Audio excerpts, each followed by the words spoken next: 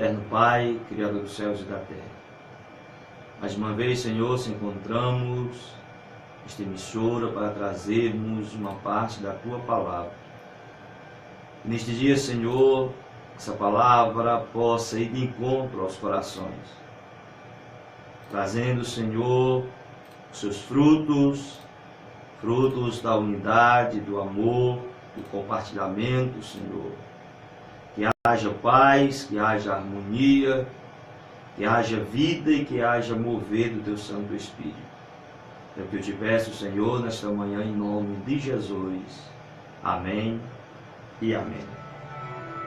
Saúdo a todos com a paz de nosso Senhor e Salvador Jesus Cristo. Que Deus nos abençoe, mais uma vez derramando a sua graça, da sua misericórdia, do seu cuidado sobre as nossas vidas. Precisamos e necessitamos dos cuidados do nosso Deus, visto que o mundo em que nós vivemos está cada dia mais difícil,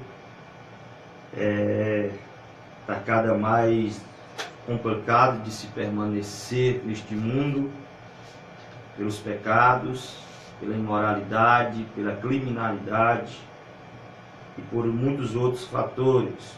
Mas Deus tem nos fortalecido, e isso nós devemos dar graças a Ele, pelo seu cuidado, pela sua proteção e pelos seus livramentos. Que Deus nos abençoe. Manda a paz do Senhor para todos os irmãos da congregação ali de Buriti. Que Deus possa abençoá-los, cada um grandiosamente. Ao nosso irmão Vangleudo, ali da Bíblia em Companhia, conhecido como Turan, no meio do mundo é conhecido como Turan. E hoje ele estará realizando um culto campal na sua residência, fica ali na rua de Mabezerra do Nascimento, na rua principal do Dedé Gama, na rua da congregação. Convido a todos a participar ali daquele culto de agradecimento na sua casa. Amados, queremos fazer uso da palavra de Deus, a primeira carta de Paulo aos Coríntios, capítulo de número 12. Eu queria ler do verso 22 em diante, que diz assim um texto: Antes, os membros do corpo que parecem ser os mais fracos são necessários, e os que reputamos serem menos honrosos no corpo, a esses honramos muito mais. E aos que em nós são menos decorosos, damos muito mais honra. Porque os que em nós são mais honrosos não têm necessidade disso. Mas Deus assim formou o corpo, dando muito mais honra ao que tinha falta dela, para que não haja divisão do corpo, mas antes tenham os membros igual cuidado uns dos outros. Amados, o texto que Paulo escreve, mais uma vez Paulo está tratando do assunto da divisão, da contenda que há entre os membros da igreja de Corinto. Desde o início desta carta, Paulo lhe trata isso, dessa divisão. A divisão no âmbito financeiro, a divisão, capítulo 12, acerca dos dons, a contenda que há acerca dos dons espirituais. Então Paulo traz a figura do corpo, para que ele possa aplicar esse seu ensinamento acerca da unidade. Apesar da diversidade que há entre cada membro daquela igreja, eles formam uma unidade, um corpo. E este corpo, por sua vez formado por seus membros, ele deve ajudar uns aos outros. Paulo ele traça a figura do corpo e dos membros, dizendo que também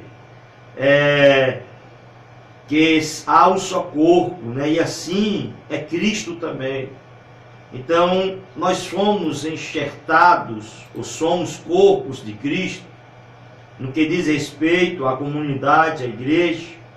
Nós fazemos parte deste corpo, aonde o próprio Cristo é a cabeça, mas somos todos nós diferentes.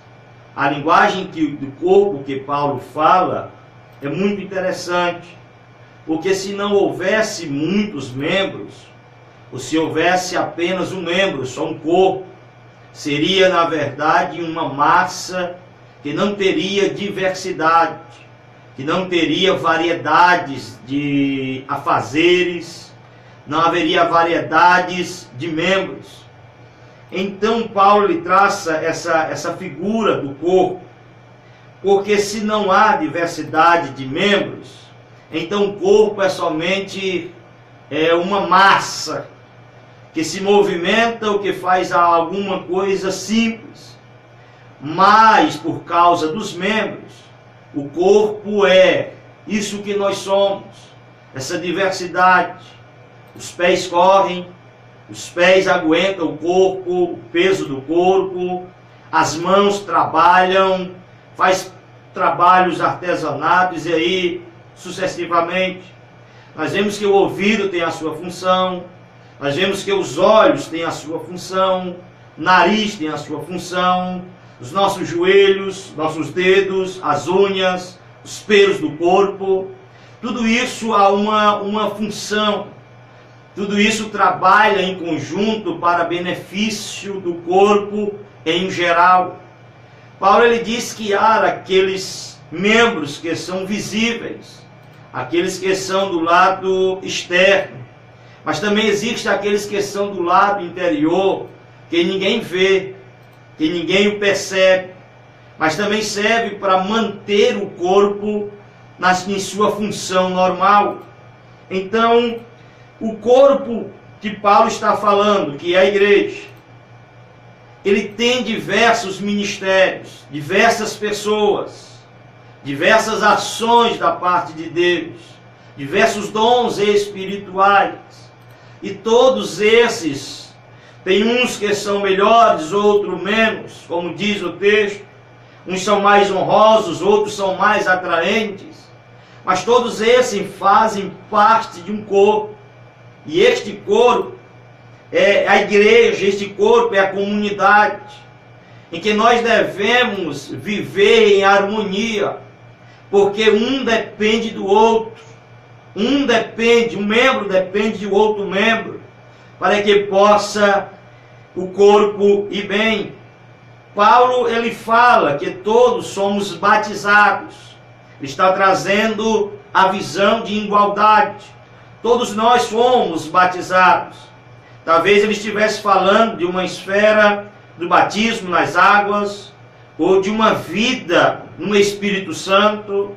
Há quem diga também que é como se o Espírito pegasse uma pessoa destruída, desafigurada, desformada, e a colocasse ela no corpo de Cristo, fazendo com que essa pessoa fosse mudada, transformada e passasse a fazer parte do corpo de Cristo. Então Paulo, ele enguarda aqui todos nós, fracos ou fortes, ricos ou pobres, brancos ou pretos, de toda raça, de toda língua, de toda beleza, se seja feio ou se seja bonito. Estes são membros e fazem partes do corpo, porque são colocados através do Espírito Santo.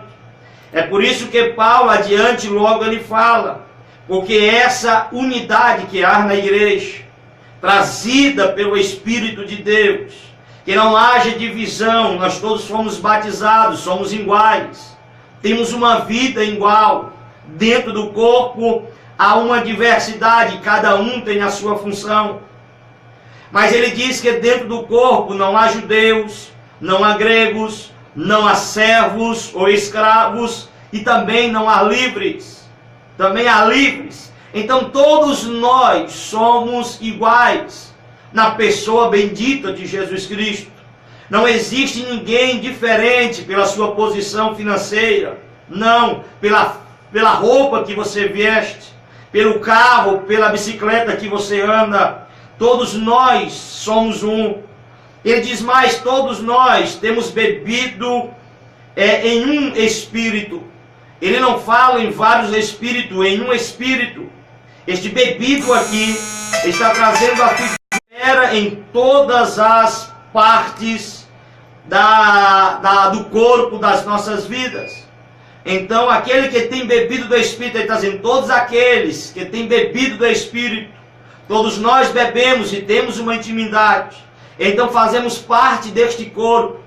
E é através da ação do Espírito, da intimidade do Espírito, que deve haver unidade sobre nós, que deve haver união sobre nós, união no meio da comunidade chamada igreja. Então, nós vemos, dentro do âmbito da igreja, isso que aconteceu na igreja de Corinto, acontecendo nos dias atuais. Há uma diversidade, e tem que haver essa diversidade, mas dentro dessa diversidade de membros, há aqueles que pensam que são maiores, há aqueles que pensam que são melhores, aqueles que pensam que são superiores e aqueles que pensam que são inferiores. Mas Paulo ele trata desse assunto dizendo que existe, é claro, alguém que tem uma função melhor do que o outro, mas todos trabalham em conjunto para o benefício do corpo. Enquanto houver a união e a unidade no meio da igreja, no meio do povo, então nós temos, querido, um corpo sadio, nós temos uma igreja santa, nós temos uma igreja sã, sem problemas. Mas quando há o pensamento que alguém é superior do que o outro, nós encontramos dois problemas dentro desses pensamentos.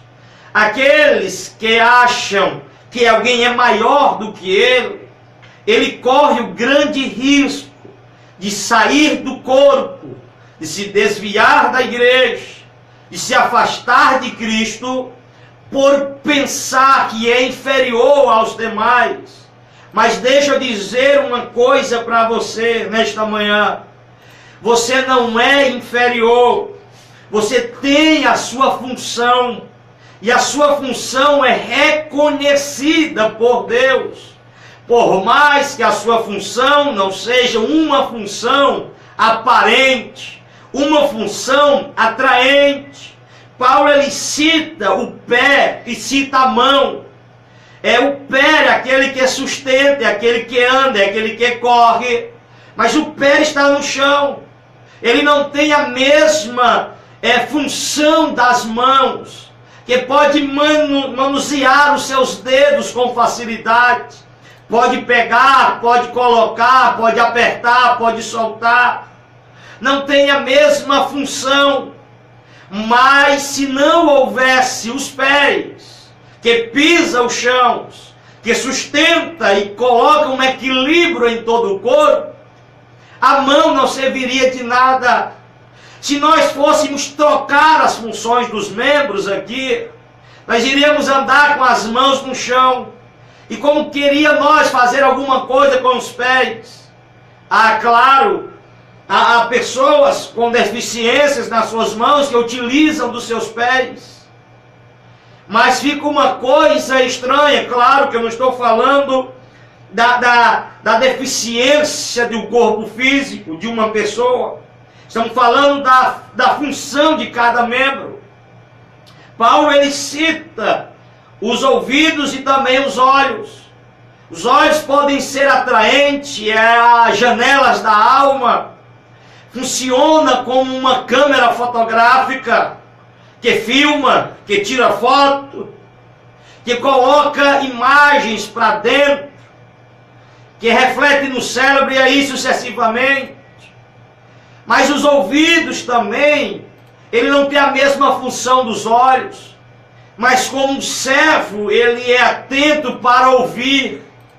Ele fica atento a ouvir qualquer barulho, qualquer voz. Então não importa se os pés estão embaixo e tem pouca função, e se as mãos têm mais funções. Pintam as unhas, colocam um anel nos seus dedos, enfeita, e os pés não. Está a maioria das vezes empoeirado, sujo, mas são eles que sustentam.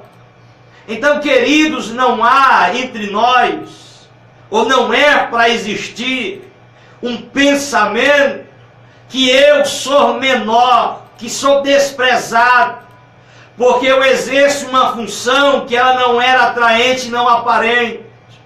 Fica tranquilo, porque tudo aquilo que você faz, tudo aquilo que você tem prestado ao corpo de Cristo, à igreja, até hoje, Deus está vendo. O segundo perigo que acontece é quando alguém recebe uma função maior dentro do corpo e ele se exalta, e ele pensa que é melhor do que os demais. Ele corre um grande risco de se tornar um hipócrita, de se tornar uma pessoa com seu coração altivo, com seu coração voltado para a exaltação, de querer ser superior do que os demais. Mas dentro do corpo de Cristo, se existe maior ou se existe menor, cada um tem a sua função distinta, para que o corpo vá bem, para que a igreja vá bem, para que possamos ir bem.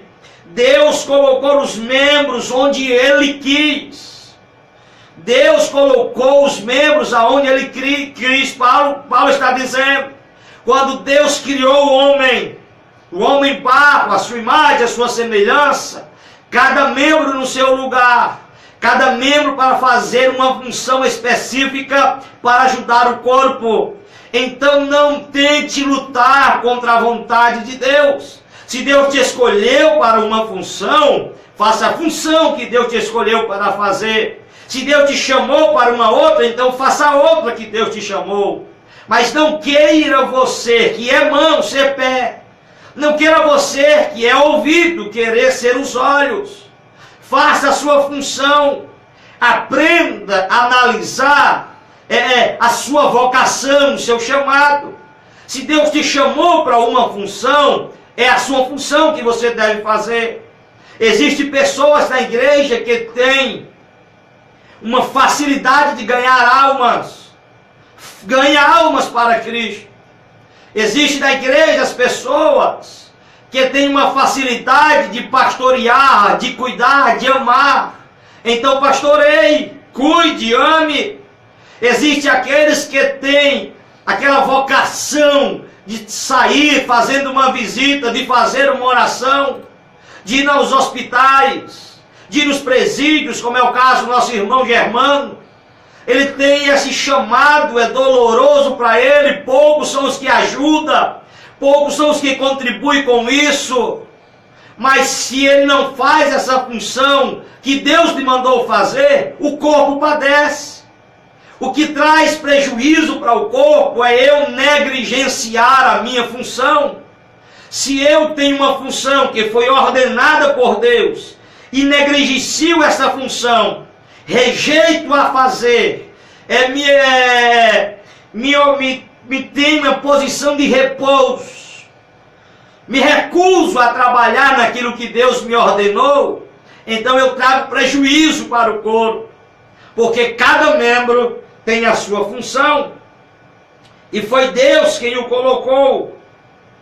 Quando os membros perdem os seus sentidos, a igreja sofre, a igreja padece, a igreja sofre bastantes consequências.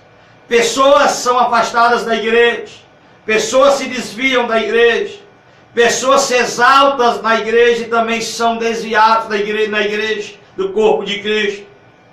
Quem é que perde quando alguém quer fazer uma função que não lhe é sua, que não lhe foi confiada? Você quer fazer a função, quer fazer aquele trabalho, mas você não sabe como fazer, não tem o chamado, não tem a vocação, não tem as ferramentas certas, não tem a capacidade certa. Cada um fique dentro do seu quadrado, daquilo que Deus lhe colocou e Deus lhe ordenou a fazer. Existem os membros mais fracos, mas eles também são necessários na igreja. Existem aqueles que não cantam, que não pregam, que não usam uma gravata, que não regem conjunto, que não faz parte de conjunto, mas esses também são necessários. Existem aqueles que são doentes, que são os fracos, são aqueles que não aparecem muito, mas são necessários na igreja. Nós olhamos para aqueles que são membros menos honrosos, olhamos para aqueles que têm mais condições financeiras, aqueles que chegam nos seus carros grandes, com as suas roupas belas, com os seus amigos do mesmo naipe, da mesma condição social. E nós temos a moda de olhar para essas pessoas como sendo melhores ou superiores. Não, queridos, nós somos iguais. Deus, ele não olha para quem tem mais dinheiro ou quem tem menos dinheiro de forma diferente. O homem tem a forma de olhar. É por isso que essa palavra Paulo traz para essa igreja, para que não haja esse tipo de olhar, para que não haja esse tipo de visão dentro da igreja. Existem aqueles que têm seus dízimos muito altos, aqueles que dizimam pouco. Mas deixa eu dizer uma coisa para você. A maioria dos casos, quem sustenta são aqueles que são menores, aqueles que aparecem menos, são aqueles que se entregam mais, aqueles que oram mais, aqueles que se dedicam mais. O maior erro hoje é darmos crédito a alguém que nós nem conhecemos, ou pelo fato que ele diz uma coisa que ele não é. Então pagamos um alto preço. Existem os membros decentes ou honestos, e nós aceitamos eles porque são atraentes, que são bonitos. É fácil de se ver os membros decentes e honestos, honrosos dentro da igreja, e nós logo os aceitamos porque são atraentes. Logo nós olhamos para os olhos e vemos bonito, olhamos para os cabelos e vemos cabelos bonitos. Então é fácil a gente aceitar eles, porque são membros decentes e honestos. Mas existem membros que Paulo diz que aparentemente ele quer dizer, são membros que estão escondidos, são membros que estão guardados, cobertos com uma roupa. Paulo está falando aí de alguns membros, eu não vou citar o nome, mas são membros que fazem parte do corpo, mas que permanecem ocultos. Não são atraentes para andarem à mostra, mas eles são necessários para o corpo.